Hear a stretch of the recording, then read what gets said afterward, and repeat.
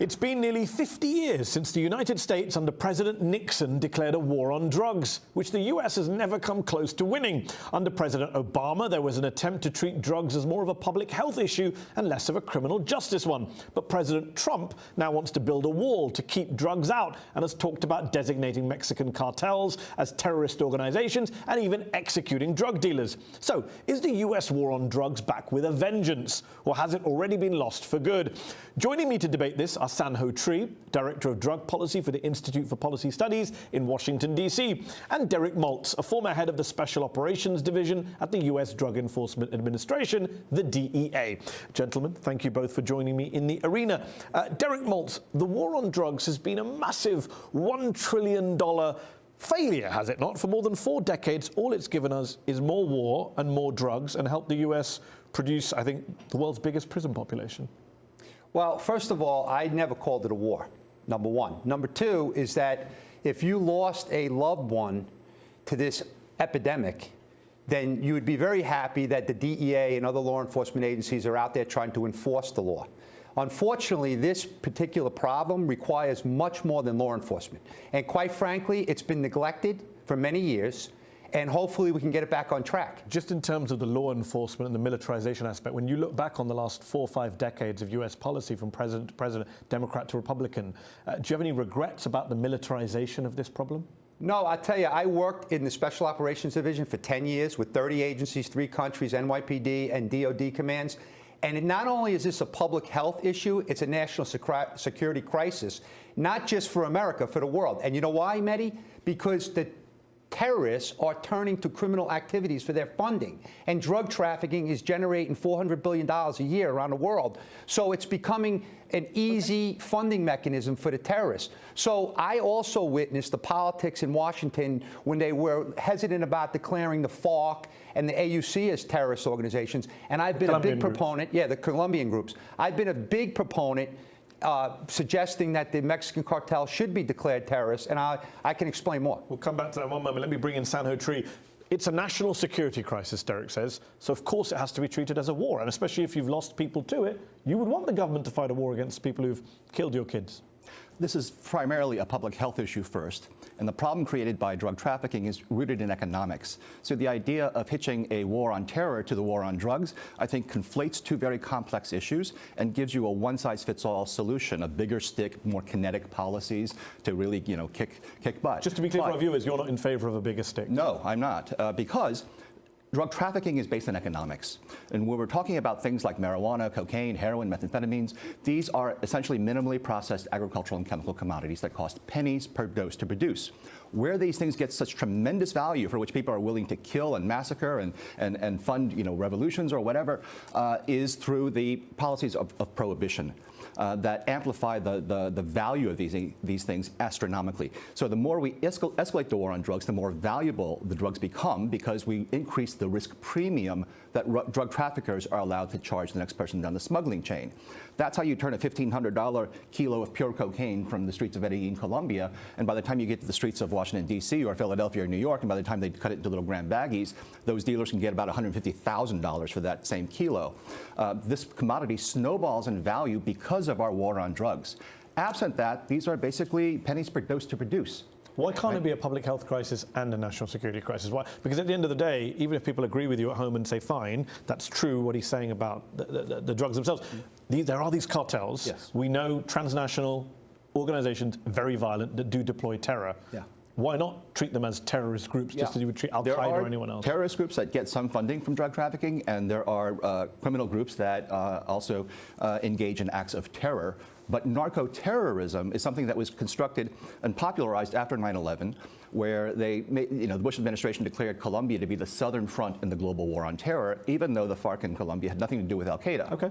Derek's shaking his head. Derek. Well, first of all, I agree with Sanho's assessment on it's all about the money, right? So for the drug cartels in Colombia, the entrepreneurs, it's about making as much money as they can. And same thing for the Mexican cartels. But here's the issue. First of all, the war on drugs, I don't even like to use that term because it's not really a war. But I will say that going back to the Pablo Escobar days when he blew up an airliner with legitimate innocent people aboard, That's when we started seeing narco-terrorism, long before 9/11. When people are listening to this around the world in particular, does it really make sense to replace the war on drugs with another failing war, the war on terror, which hasn't been very successful at beating terrorist groups? Al-Qaeda, etc., are still out there. It seems kind of weird that you would say, okay, we tried it this way. You don't want to call it a war, but it involved lots of militarization, definitely in Central America. And now we're going to try borrow what we did in Afghanistan, Iraq, which didn't turn out so well either. It seems like you're doubling down on failure. Well, here's the deal. I just want to try to save lives. That's why I'm doing this. Everyone does. Right. No, not everyone. There are people. Who doesn't want to? There are plenty of people that are disregarding the facts. Like, for an example, the Homeland Security Director of America is walking into Congress to educate them on what's going on the border. And they rudely interrupt her and get up and walk away. They don't want to hear it. You have to listen to the experts. Tom Holman, he's an expert who worked on the border. Brandon Judd, all of these guys. Mark Morgan, he's not even political. Okay, isn't the problem, Derek, I mean, you're talking politics now. Isn't the problem here? No, I don't want to talk politics, by the way. Well, you just did. But just on the issue of the wall, the border wall, Donald Trump, President of the United States, says that he wants to build a wall to stop, quote, an invasion of drugs. Okay. You talk about, you support that wall, I believe. Well, can I tell you what I mean by that? Okay, before you do, I'll just ask this question. Since you mentioned listen to the experts, most experts have come out and said a wall will not solve the problem of illegal drugs coming across the border. I don't know what experts you're referring to, but here's what I would say. Your colleagues in the DEA. Okay, no, that's not true. They're twisting the words from the assessment that was made. So let me explain it. The DEA... the majority of the drugs from the major cartels come in through the port of entries. That's what they've said. That's not what the president says, though. But okay, I'm not speaking for the president. I'm speaking He's the one building the wall. Well, that's his decision. He's the president. But here's what I would say. The drugs that are coming in from the port of entry, we're not even hitting them properly because we don't have the resources there.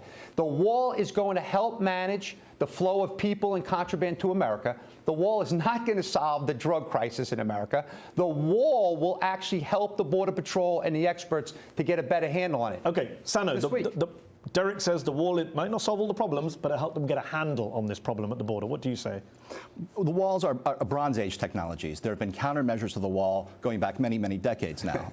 So the first thing they did was build ramps that could literally drive an SUV over the wall. They've got catapults that can, Roman technology, that can launch bales of drugs over the wall. They've got pneumatic air cannons. You've seen T-shirt cannons in sports stadiums. They have giant ones mounted on trucks and inside vans that can launch a 100-pound bale of drugs over that wall. There's narco submarines that can go around our port defenses. There are narco torpedoes now. So it's not going to work, is what you're telling me. There are 1,000 ways, and narco tunnels. And plus, the vast majority of drugs that come into this country from Mexico come through legal ports of entry. Table that the majority, according to the evidence, the majority of illegal drugs come through legal ports of entry? Exactly. It seems like it, but I don't know. That's what your colleagues at the DEA say. I'm not listening to the colleagues at the DEA. Why not? You told us to listen to the experts a few moments ago. Okay. Literally 2 minutes ago. That's true. But here's the bottom line.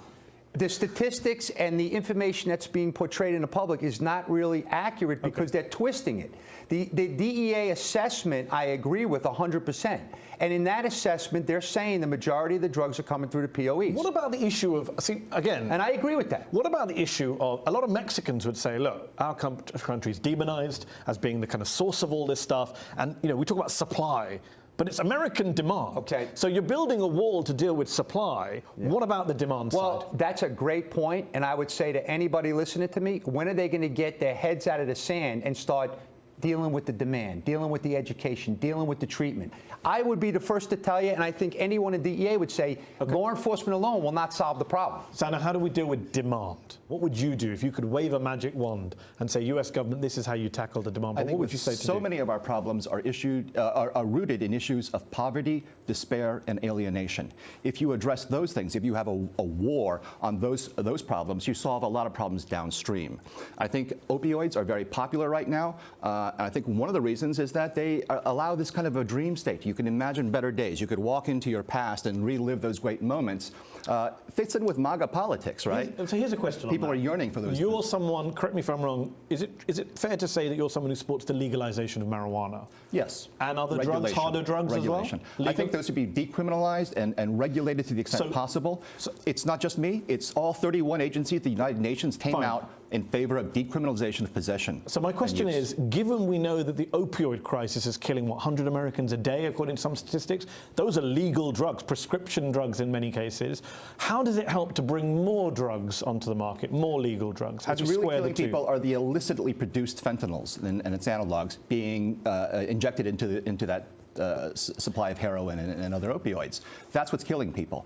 And I think that, Canada is doing something completely different from the U.S. So in Vancouver, they have a program where they have heroin maintenance. Up to 50 patients are allowed to import heroin legally from Switzerland, where they used heroin and maintenance for hardcore, difficult-to-treat addicts. And they're allowing that in Vancouver, so that you take people out of the street scene where they're playing Russian roulette with fentanyl. It's a very dangerous scene in Canada.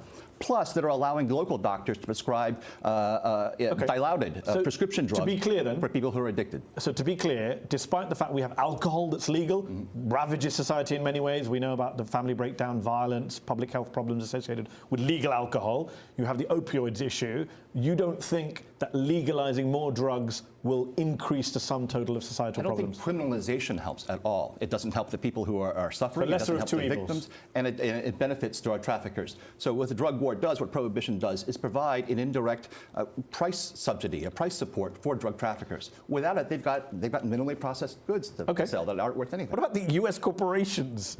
The big pharma that were pushing this stuff out. We've heard about the Sackler family that made a fortune from OxyContin, the prescription painkiller launched in 1996. The DEA is focused on Mexican cartels. Who's focused on the US domestic companies Mehdi, that are pushing this stuff? I live this nightmare.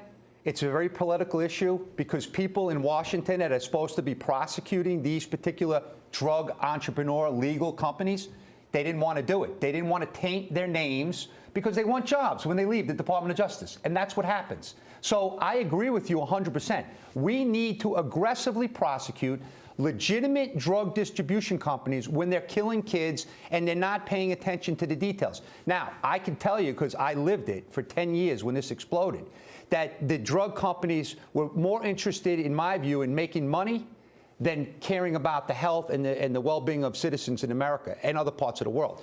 So I have a really strong opinion about that as well. Okay. Sanho, I mean, when you look at what American companies have done in terms of the opioid crisis, do you think even people like yourself, quote unquote, on the liberal left end of the spectrum talking about decriminalization, legalization, took your eye off the ball as well during this period?